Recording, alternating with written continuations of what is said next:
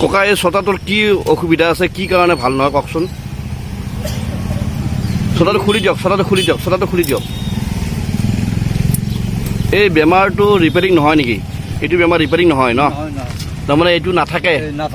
তো সেইকাৰণে এই দাণ্ডিডাল চেঞ্জ কৰিব লাগিব, এইডাল দাণ্ডি চেঞ্জ কৰিব লাগিব। গতিকে আপুনি যদি এনেকুৱা ধৰণৰ যদি প্ৰব্লেম হয় কেতিয়াবা, গতিকে এইটো ৰিপেয়াৰিং নহয়, গোটেই এই দাণ্ডিডাল চেঞ্জ কৰি দিব লাগিব। ককাই চেষ্টা কৰিলে কিন্তু ভাল কৰিব নোৱাৰিলে, গতিকে ককা এইটো ঠিক নহ'ব ন? ককা আপুনি কিমান দিন ধৰি আপুনি এই ৰিপেয়াৰিঙৰ কাম কৰে, ছটা ৰিপেয়াৰিং কৰে? চেংৰাৰ পৰা। কিমান বছৰ হ'ল আপোনাৰ? বহুত চেংৰা বিয়াৰ আগৰ পৰা কামটো ধৰিছোঁ আমি। ছটা ৰিপেয়াৰিং কৰি আছে। গতিকে যেতিয়াৰ পৰা যে কাঠৰ দাণ্ডি বাঁহৰ দাণ্ডি আছিল তেতিয়াৰ পৰা আপুনি ছাতি ৰিপেয়াৰিং কৰে। আৰু আপুনি কৈছে এই বেমাৰটো ঠিক নহয়, গতিকে এই ডাইৰেক্ট এই দাণ্ডিডাল দেখুৱাই দিয়কচোন। এই দাণ্ডিডাল চেঞ্জ কৰিব লাগিব, গতিকে এইডালৰ দাম 70 টকা। গতিকে আপোনালোকৰ যদি কেতিয়াবা এনেকুৱা প্ৰব্লেম হয়, ছটাটো নাথাকে, গতিকে ডাইৰেক্ট এই দাণ্ডিডাল চেঞ্জ কৰি দিব লাগিব।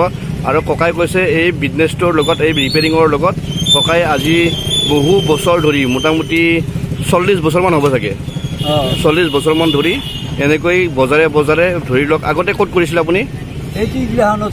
বজাৰে এইটো ছাতি ৰিপেয়াৰিং কৰি ঘূৰি ফুৰে। গতিকে আপোনালোকৰ যদি ছাতিৰ কিবা প্ৰব্লেম থাকে, আমাৰ এই ৰেল ষ্টেচনৰ ওচৰতে, ৰেলগেটৰ ওচৰতে, গুৰেশ্বৰ ৰেলগেটৰ ওচৰতে আপোনালোকে আহিব পাৰে আৰু আপোনাৰ নিজৰ ছাতিটো ৰিপেয়াৰিং কৰি লৈ যাব পাৰে। এইবিলাক চাই লওক।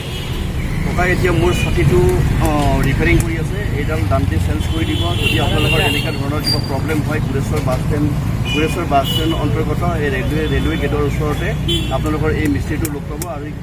আৰু ককাই আজি এই কামটোৰ লগত জড়িত 40 বছৰমান হ'ল। আৰু ককাই কোৱা মতে বিয়াৰ আগৰ পৰা এই কামটো কৰে। আৰু বাঁহৰ দাণ্ডি যেতিয়া বাঁহৰ দাণ্ডি আছিল তেতিয়াও এই কাম কৰিছিল ককাই আজি বহু বছৰ ধৰি। গতিকে ককাক লগ পাই ভাল লাগিল। এতিয়া মোৰ ছাতিটো ৰিপেয়াৰিং কৰি দিব আৰু আপোনালোকে এইখিনি দেখুৱালোঁ। যদি ভাল লাগে ভিডিঅ'টো লাইক, কমেণ্ট, শ্বেয়াৰ কৰি দিব আৰু ছাবস্ক্ৰাইব কৰি দিব। Bye bye.